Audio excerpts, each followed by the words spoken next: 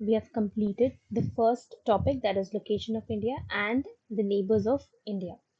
Now let's move on to the third topic, that is political and administrative divisions of India. In this topic, there are two subtopics. First is union territories, like how many union territories are there in India and how many states are there in India. India में there are 8 union territories at present. What are union territories? हमारी country India में जब states को form कर रहे थे, एक law पास हुआ था known as states reorganisation act 1956. लेकिन जब स्टेट्स क्रिएट करने का टाइम था, वहां पर इंडिया में कुछ ऐसे एरियाज थे जो काफी ज्यादा छोटे थे to be independent, okay, and they were too different economically, culturally and geographically to be merged with surrounding states. ऐसे एरियाज जो बहुत छोटे थे इंडिपेंडेंट एक स्टेट बनने के लिए, या फिर उनमें इकोनॉमिकली, कल्चरली, जोग्राफिकली उनके वो जो एरियाज है वो बहुत ही डिफरेंट थे कंपेयर टू द स्टेट्स. इसीलिए वो एरियाज को दूसरे सराउंडिंग स्टेट्स के साथ मर्ज भी नहीं कर सकते थे. तो वो एरियाज को हम आज बोलते हैं यूनियन टेरिटरीज. वो एरियाज अलग से सरवाइव नहीं कर सकते थे क्योंकि वो इकोनॉमिकली, मतलब उनके पास बहुत कम पैसे थे एंड देयरफॉर उनको किसी की सपोर्ट की जरूरत थी. तो आज इंडिया में देयर आर 8 यूनियन टेरिटरीज. ठीक है. Union territories का concept was first introduced by States Reorganization Act 1956, and this concept of union territories was added in the Constitution. Constitution is the book of law.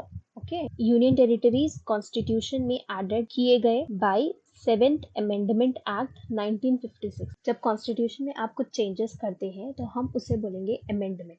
तो Constitution में initially जब Constitution form हुआ था independence के बाद 1947 में, union territories का ऐसा कुछ कॉन्सेप्ट नहीं था.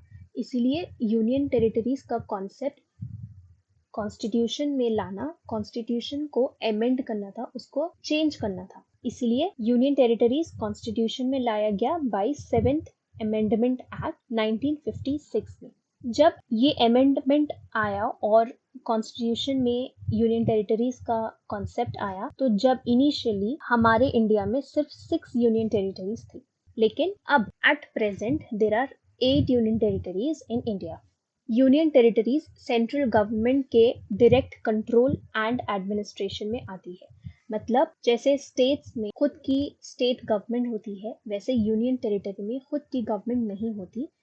Union territories comes under direct control and administration of central government. President जो हेड ऑफ द स्टेट है वो अपॉइंट करेंगे लेफ्टिनेंट गवर्नर यूनियन टेरिटरीज में, और इसी के हेल्प से यूनियन टेरिटरीज कंट्रोल में रहेगा डायरेक्टली सेंट्रल गवर्नमेंट के. इसीलिए यूनियन टेरिटरीज को हम सेंट्रली एडमिनिस्टर्ड टेरिटरीज भी बोलते हैं. This information is not given in your text book, लेकिन एक टॉपिक को समझने के लिए उसका हिस्ट्री, उसका मीनिंग अगर आप समझोगे तो आगे वो टॉपिक आपको बहुत अच्छे से समझ में आएगी. सो बेसिकली यूनियन टेरिटरीज वो एरियाज है इंडिया के जो बहुत ही छोटे हैं टू बी इंडिपेंडेंट स्टेट, और दूसरे स्टेट्स के कंपेयर टू ये एरियाज डिफरेंट है. Okay. Different economically, geographically and culturally. Union territories was first introduced by States Reorganization Act in 1956 and was added in Constitution by 7th Amendment Act 1956. Initially सिर्फ 6 union territories थे, लेकिन अब there are 8 union territories in India. Union territories के पास खुद की government नहीं होती. They are directly under the control of central government through lieutenant governors that is appointed by the president. अब हम देखेंगे कि इंडिया में जो 8 यूनियन टेरिटरीज है वो कहाँ पर है और उनके नाम क्या है. Ladakh, Jammu and Kashmir, Delhi, Chandigarh, Daman and Diu and Dadra and Nagar Haveli, Andaman and Nicobar island, Puducherry, Lakshadweep. ये वाला Daman and Diu and Dadra and Nagar Haveli पहले डिफरेंट यूनियन टेरिटरीज थे, but now they are merged into a single union territory. Andaman and Nicobar islands and Lakshadweep are 2 island union territories. Okay. Now comes the next topic, that is states. As there are 8 union territories in India, there are 28 states in India at present.